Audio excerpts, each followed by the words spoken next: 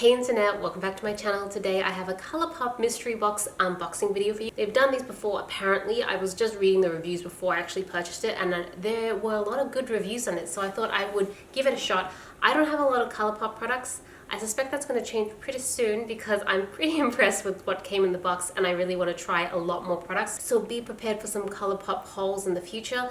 But I will say I haven't actually tried any of these products before. I just kind of wanted to show you guys what you get in the box.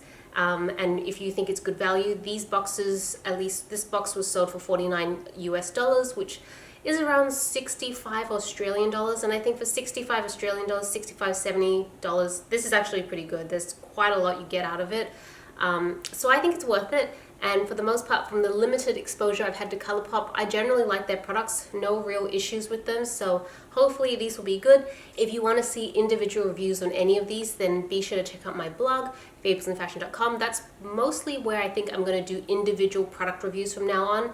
Not that I've done any on this channel, but I'm trying to think in my mind, what do I put in the blog versus what I put in the YouTube channel? And I think the YouTube channel is really suited for more larger collections, hauls, a larger array of products instead of individual products. At least that's, for me personally, what makes it a little easier, because I need to find solid pockets of time to film videos now, as opposed to blog posts. I can kind of just jump in and out of them. It's much easier to manage when you're looking after a little one.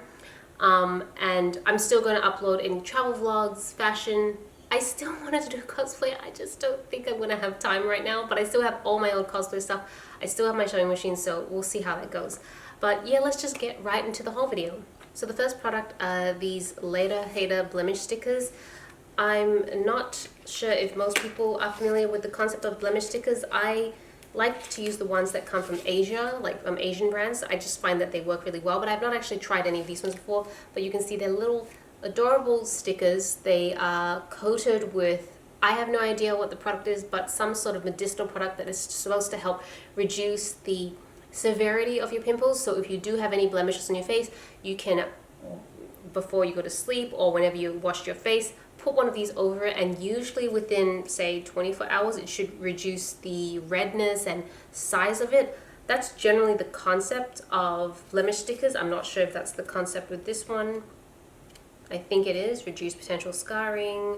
Okay, cool. So that's what it's meant for. I'll keep these to use. I don't often get pimples because I actually suffer from the opposite. I have dry skin, so I don't get blemishes that often, but I do occasionally have them, so it's good to have these on hands, especially, I think the ones I bought from Japan, which are the ones I currently have, are probably expired now because I haven't been anywhere for a long time with the pandemic and such.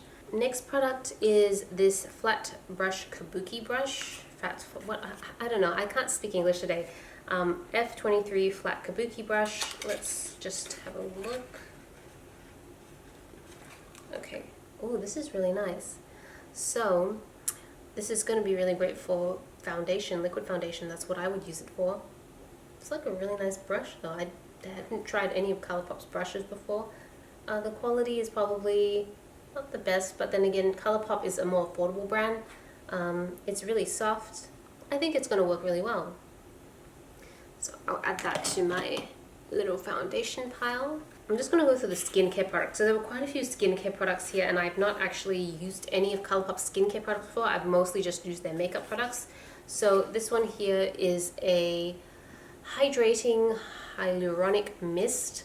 I don't know if you'd use this for a toner or something like that, or setting spray. Probably not a setting spray. Yeah, I think it's really just more to hydrate your skin, hydrating mist. It doesn't say Colourpop specifically on it. It says Fourth Ray Beauty. I don't know if that's just the skincare line for Colourpop or something like that. It looks like all the skincare products say Fourth Ray Beauty on it, so maybe that's the name for the skincare products that are sold under Colourpop, but this is what it looks like. It's a decent amount. I'm very keen to try this, especially because my skin has been really dry. And then I think this next one, Watermelon Face Polish. This is a face exfoliator. Oh, this looks cool. This is what it looks like. And what does it smell like? If it says watermelon, I feel like it's got to smell like watermelon, right? Okay, it definitely smells like watermelon, but it smells like candy watermelon. I I can barely remember the smell of watermelon for the Glow Recipe skincare line because I haven't used them in a really long time. But I feel like it's similar-ish to that. I could be a bit off, but yeah, I'm keen to try this out. And then we have one more skincare product here. This is the So Radiant Brightening Eye Cream. So I feel like you kind of get a bit of an array. Hydrating mist, face exfoliator, and then an eye cream. This is what it looks like. It's like a little tube. It's a little tub. And it's got a little plastic on it. You can see kind of what it looks like in it. I'm not going to fully open it because I'm not going to be using it straight away. But I do love a good eye cream. I wonder what this is. Use it in the AM daily. Okay. Okay, because it's brightening, it's got vitamin C in it, so it's really meant for daytime use as opposed to a nighttime eye cream, which is fine. I feel like I've only ever used one daytime eye cream for the last 4 or 5 years, which is the Bobbi Brown Hydrating Eye Cream, which is my favorite because it goes so well under makeup, but it still leaves my under eyes feeling really hydrated. But I am keen to try other things. It's just so amazing, like, because I feel like I've been on this like pregnancy journey for so long that I really didn't want to try too many different chemicals and things. And now that I'm out of it, I'm like, oh my god, I can try so many different products again, so many different skincare products. So I'm really excited for all the new things I get to try out now.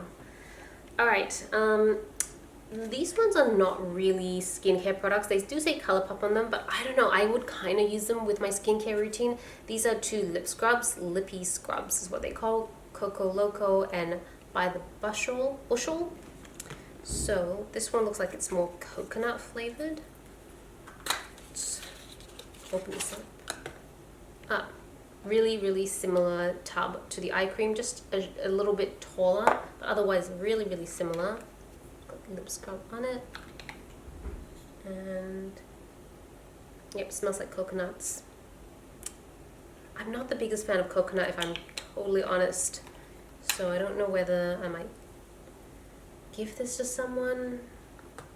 Kind of tore the packaging a little bit, but maybe, I don't know, we'll see. The only lip scrubs I use at the moment are the ones from Lush, and that's mostly because I love the smell of their lip scrubs. But every time I buy a tub of those, I feel like, I remember Violet had done a video on how to make your own lip scrubs, and she basically made the Lush lip scrubs, but she made like a kilo of it because it's just sugar and it's a flavoring and coloring. And I'm like, oh, I could totally just make them myself and it would be so much cheaper than constantly buying it. But then it's like the convenience of it in a little pot. And then this other one by the Bushel lip scrub. I wonder what it smells like. Oh, this one's much nicer. This is like strawberry flavored. I'm a huge fan of anything that smells like fruits. I love fruity smells, even if it's a little artificial smelling. Like this smells like strawberries, but it's like slightly like candy strawberry smell. I still love it. If you can get closer to the fruit, obviously I'll love it more, but I'll take artificial flavoring as well. Alright, so next up is this lengthening mascara, Level Up. I'm not the biggest fan of lengthening mascaras, even though I probably should be because my lashes are both skinny and short and straight, so I should want curling, lengthening, and volumizing, but I generally prefer volumizing. I'm not sure why, it's just always been something I've gravitated towards. So you get a mascara, and then I'm not sure what this color stick, I have no idea. Is this like a contour stick or just like an eyeshadow stick? Okay, it's a brown. I'm gonna guess it's maybe like an eyeliner, eyeshadow, cream eyeshadow or something like that. So that's gonna be really interesting. It's very dark, so I almost would prefer to use it like a liner. There is a lip lacquer, which I don't have any lip lacquers from them. Fresh Lips, Fresh Kiss Sidecar. It's quite deep, to be honest. It's not really a color I would normally gravitate towards, but I guess that's the beauty of these sort of mystery boxes, is that you get pushed into trying things that you normally wouldn't. This is definitely really deep, much deeper than I'm used to, so I am interested to try and see what it's like. And then we're going into the eye territory now. So we've got a Super Shock Shadow, which I feel like is the product that represents Colourpop the best. I feel like every time I think of Colourpop, I instantly think of their Super Shock range. Every time I think of Colourpop, I instantly think of Super Shock shadows. I feel like that's the product that really represents them the best. This one is in the shade Tassel, and it looks like it's just a really frosty white color, like super frosty. Yeah, it's weird. It looks like it's lifted a little bit. Like, I don't know if that's just I have to push it down a little because it feels like those might fall out. That's the only thing I question about some of these mystery boxes. It's like, are they putting them together to get rid of old stock that's just not selling and they just need to like get rid of it? Or is it actually genuinely good products that people are buying? I have no idea. So you do get a couple palettes, which I was impressed by. So you get two little quads. This one is like kind of a purpley quad, and this one is more orangey, so mango theme, acai themes. I have a couple of these quads, and generally I really love the quality. I haven't found them to be terrible at all. Actually, they're very pigmented, maybe a little too pigmented if you're somebody who loves a more natural look to your eyes. Especially these colors, especially this one. I'm like, how am I gonna wear this? It'll be interesting, but I'm at home most of the time, so I can experiment with it. Purple is a little bit more wearable for me, especially if you do like a light wash of color. But yeah, the colors, the quality of the quads I have found so far generally really good. However, I find the packaging really fragile. So I feel like, I don't know, there's something about it where if you drop the quad, I feel like it would shatter really easily, as opposed to if you had any of their, say, cardboard palettes. That's, speaking of cardboard palette, this is the last thing that was included, which I'm like, really, like a full size, I think this is like a 12 pan palette. That's amazing. I mean, that's pretty good value, isn't it? All that stuff, I think it's good value. Maybe I'm living in a different world, but I think it's good value. But I feel like if you drop this palette, you're less likely to shatter any of the shadows, as opposed to if you drop one of these, I feel like you're very likely to shatter it. So yeah, that's the only thing. And they're like really beautiful colors as well. I can totally see myself. Well, I mean, these two are like staples for me. Like, if you know anything about my makeup habits, I always have like a skin tone color, like my skin tone color, and then a cool tone taupey shade, because I always feel that that's the perfect crease color. I need to venture out a little bit more and stop using just these two, but at least this palette has those two colors, which I already know, then I will definitely use this palette. So that's everything that came in the mystery box. Honestly, if they did this again, I would totally buy it. I was really sad that in the turn of this year, so 2022, I missed out on a ton of fukubukuros that usually are sold by Beautylish. That would be the thing. If I was in Japan during New Year's during New Year's Eve and New Year, I would be that person that buys all the fukubukuros everywhere because I just love them so much. I remember the last time I was in Japan, I bought like 5 or 6 bags of them, and I still have all the products. I really love it. It's like a variety pack, and I'm keen on those. Anyways, I'll stop rambling. I hope you guys enjoyed the video, found it interesting, useful, whatever. And yeah, thank you so much for watching. This is Celina reporting from my room. Back to you, internet.